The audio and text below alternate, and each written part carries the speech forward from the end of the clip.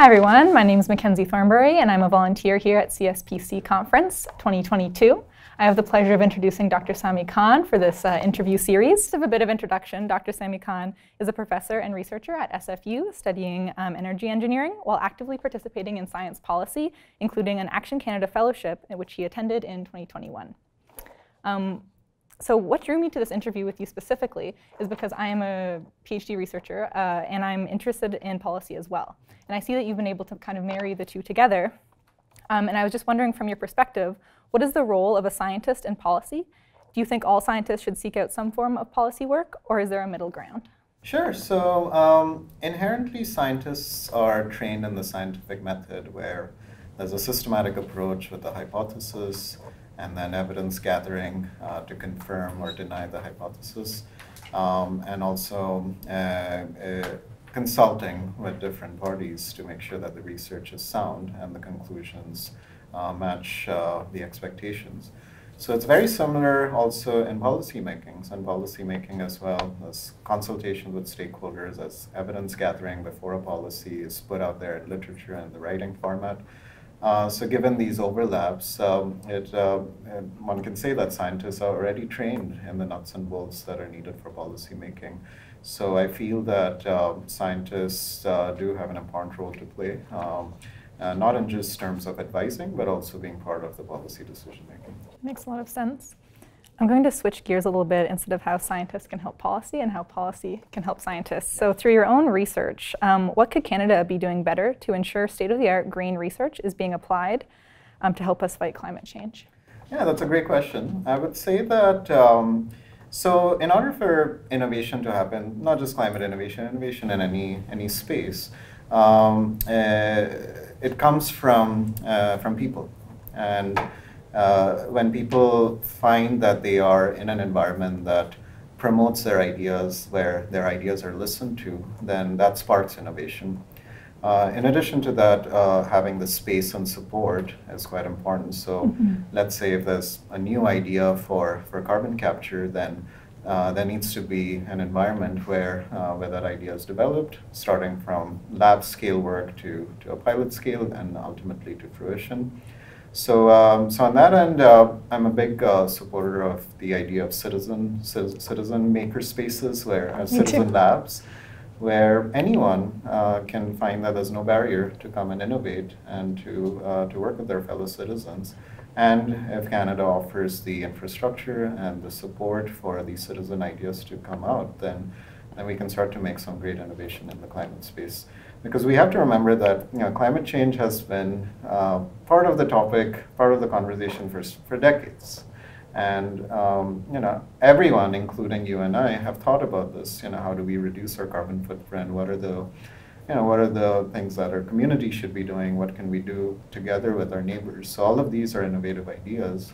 So having the space to do that would result in the ideas coming to fruition. Sure, thank you. So this is sort of in conjunction with question one, but if scientists do want to get involved in policy, do you have any recommendations? For instance, you did a master's in technology and policy, but is there a way for scientists at any level, student, professor, industry, to dip their toes in the water of policy? Sure, I would say conferences like CSPC are a great start, because this is where professionals from different walks of government, industry, academia get together. So for scientists to see that their work can actually have a real impact in the policy making within Canada, but in different governments, these conversations can help foster that. I would also say CSPC, I believe there's a program called Science Meets Parliament, where scientists can go and meet policymakers. And then it's a mutually beneficial conversation there where scientists can share their research and policymakers can see the impact that evidence-based decision-making can have on policymaking. So those avenues are great. I would also say that, start with the local community. So, your local MP, if scientists go to their office, engage in conversation, that's a great start. Municipalities and governments. In Vancouver, we have projects with the city of Burnaby. We're also having conversations with the city of Surrey. So these municipalities are a great initial start to get involved with the policymaking process. That's a great point. Thank you. You were also an Action Canada Fellow between 2021 and 2022. Action Canada's goal is to train emerging leaders in Canadian public policy.